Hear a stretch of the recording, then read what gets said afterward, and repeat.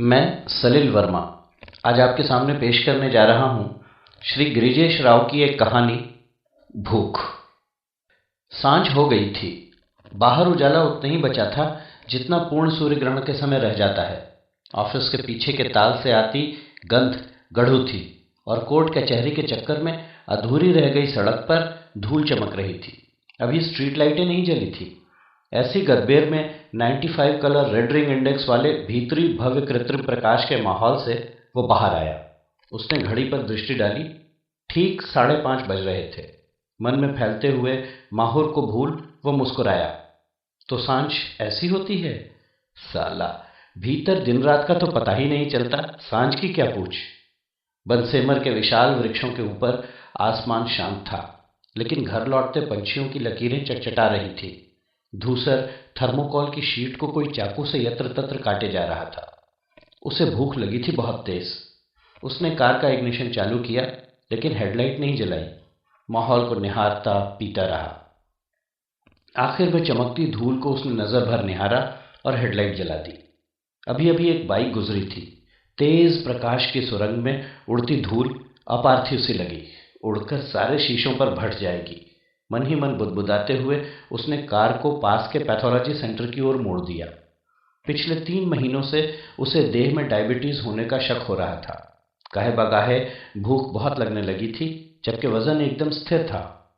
हर महीने वो टेस्ट करवा रहा था। ड्राइव करते वो सोचने लगा, भोजन से शर्करा और शर्करा से ऊर्जा। थोड़ा सा सिस्टम गड़बड़ हो तो नमकीन खून मीठा होने लगे।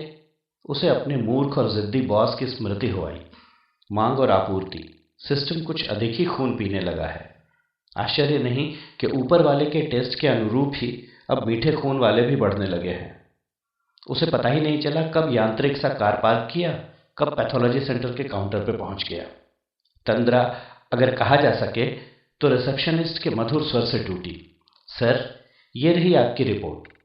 उसने प्रश्नवाची नजर से उसे देखा तो बदले में चौड़ी मुस्कान मिली।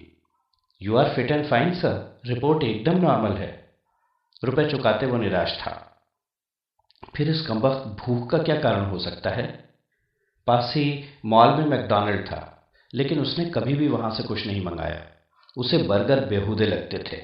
आलू की टिक्की को चांपे पाव स्वाद में मिसफिट इनकॉम्पेटेबल थे, जबकि खाते समय किनारों से निकलकर बहती क्रीम जुगुप्सा जगाती थी। बहुत ही अहमकाना और बेहूदी डिश। पोटैटो फिंगर चिप्स उसे बेहूदे लगते थे। उसे आलू एकदम पसंद नहीं थे। मधुमेह के मरीज आलू नहीं खाते। उसका खून अभी भी नमकीन था, जिसे ऊपर वाले पसंद नहीं करते और खामखा सताते रहते कि कब मीठा हो और वे तर हो। उसे पता था कि घर पहुंचने पर रात 9 बजे तक एक एक कप चाय और 2 बिस्कुटों के अलावा कुछ नहीं मिलने वाला। कुछ और मांगने पर मोटापे का ताना मिलता था, जैसा कि पिछले कई महीनों से कभी कभी करता चला आ रहा था। उसने कार झटका चिकन सेंटर की ओर मोड़ दी। चिकन सेंटर के बगल में दारूबाज जुटते थे। दारू की गर्मी मरे मुर्गे की भुनी टांग सहलाकर शांत होती थी। उसने केवल सुन रखा था, दारू कभी नहीं पी थी। दुकान पर पहुंचने तक स्ट्रीट लाइटें जल चुकी थी। सड़क पर फैले पीलिया से घबराकर सांझ भाग गई थी और रंडी रात ने देह चमकाना शुरू कर दिया था। सरदार ने उसका बढ़कर स्वागत किया। ओहो, आओ जी आओ, इस गली बहुत दिन बाद। सब ठीक तो है? ए लौंडे, भाई की पसंद वाली मेज साफ कर दे। तंदूर लगा दूं? फुल मसाले वाली, घी या मक्खन? उसने आंखों आंखों हाथ हिला इशारा कर दिया। दोनों ओर की समझ पक्की हो गई। घी वाला फुल रोस्टेड पात गोभी के ढेर सारे लच्छों के साथ। मेज साफ करने की बात पर वो मुस्कुराया। सरदार को उसकी पसंद पता थी। किनारे की मेज पर वो उस ओर बैठता था जहां माइका सफेद थी। वो मेज नाले से लगी थी, जिससे रह रह कर आती गंध और मच्छरों के कारण वो दुकान की सबसे कम पसंदीदा जगह थी। उसे लगता कि सरदार उसे बस इसीलिए पसंद करता है कि उस मेज का उपयोग हो जाता है। उस जगह की खासियत समझने के लिए थोड़ा विकृत होना अनिवार्य था। वहां से सड़क एकदम ताजी सी दिखती, काली ड्रेस से झांकती पिंडलियों की तरह उत्तेजक, मोहक, बुलाती सी। नाले की गंध, बनते हुए ऑमलेटों की गंध और भुने जाते मुर्गे का एरोमा दारू की उड़ती महक के साथ मिलकर वो फिजा पैदा करते जिसके बारे में उसे यकीन था कि स्वर्ग का माहौल वैसा ही होता होगा जिसमें ऊपर वाले खून पीते जीते हैं। वो बैठ गया। भूख मरोड़ रही थी। जैसा कि होता था वो एकदम चुप नहीं, चुप था। वो तेज भूख लगने पर ऐसा ही हो जाता था। उसे लगता था कि ऐसे में अगर बोला तो सिवा गालियों के कुछ नहीं निकलने वाला। उसे गालियों की निरर्थकता के बारे में कोई संदेह नहीं था, इसीलिए वो चुप रहता था। उसे एरोमा से पता चला कि वे अंडे ठीक नहीं थे जिनसे ऑमलेट बन रहा था। उसने कंधे उचकाए और मन में बड़बड़ाया, मुझे क्या, खाना थोड़ी है। दारू खाने में ऐसों की भीड़ थी जो रोज कमाते हैं, रोज उड़ाते हैं, रोज मरते हैं, रोज जीते हैं। पेटी ठेकेदारों के सुपरवाइजर, प्लम्बर, इलेक्ट्रीशियन, कबाड़ी, घर घर मार्केटिंग करने वाले जवान, घर वालों को चूतिया बनाती संघर्षशील प्रतिभाएं। शाम की जेंट्री ऐसी ही होती थी। इस जेंट्री को वो बहुत पास से जानता था। इन्हें डायबिटीज कभी नहीं होता, खून खारा ही होता है, लेकिन जाने इनके खारेपन में कौन सी ऐसी बात होती है कि इन्हें सब चूसते हैं। और ये खुद भी बहुत बड़े खूनखोर होते हैं। इनका इश्क अनिवार्यतः अवैध संबंध होता है और कोई महीना ऐसा नहीं गुजरता जिसमें अखबारों को ये गर्मा गर्म किस्से न मुहैया कराते हैं। फिर भी वो उन्हें अपने से बेहतर मानता था। उसे वहां उस समय बहुत अच्छा लगता कि दुनिया में अच्छे लोग हैं जो उससे बेहतर भी हैं। ताजे भुने मुर्गे से आती भाप और एरोमा से उसकी तंद्रा टूटी। प्लेट में चारों ओर पात गोभी के लच्छे करीने से रखे हुए थे। लच्छों के बीच में मुर्गा कटा फटा चिरा लगा सजा हुआ था, जिसके मरे भुने मांस की ललछोई सफेद लुभावनी थी। मुर्गों को डायबिटीज होता है क्या? वे इतनी उम्र जी पाते हैं क्या? इनका खून कोई पीता है क्या? भूख की मरोड़ अब आम्लीय हो चली थी और खटास जीभ तक पहुंच रही थी। उसने पात गोभी के कुछ लच्छे मुंह में डाले और चुगलाने लगा।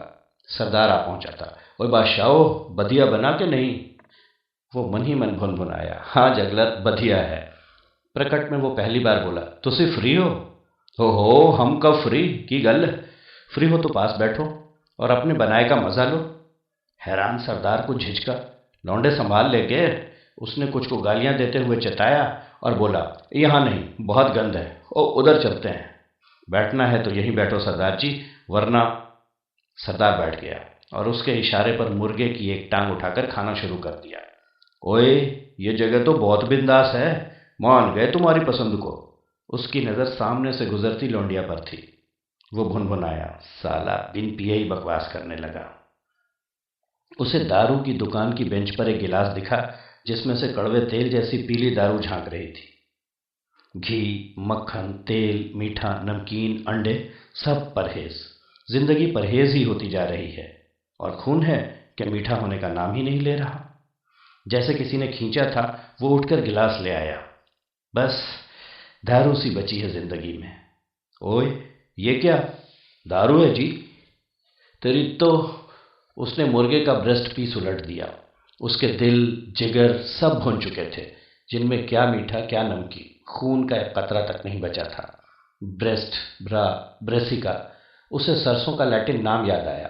पिंडलियां, जिंदा मांस, मुर्गा, मुर्दा मांस, सब जगह सब खूनखोर मांस भोजी। पोल की पीली लाइट में ब्रेस्ट से उठती भाप अभी भी दिख रही थी। धूल है ये सब, कुछ और नहीं।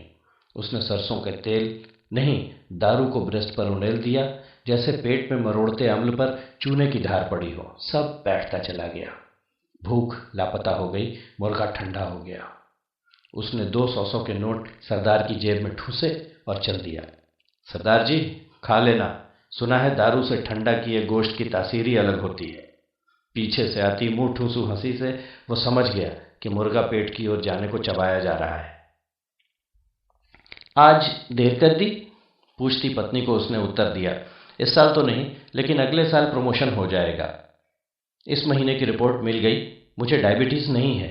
मुझे फिजूल के खान पान परहेजों में न जकड़ो। हाँ, आज रात जश्न करें? दीवान में रखी वियना वाली नवी सिम्फनी की सीडी निकाल लो।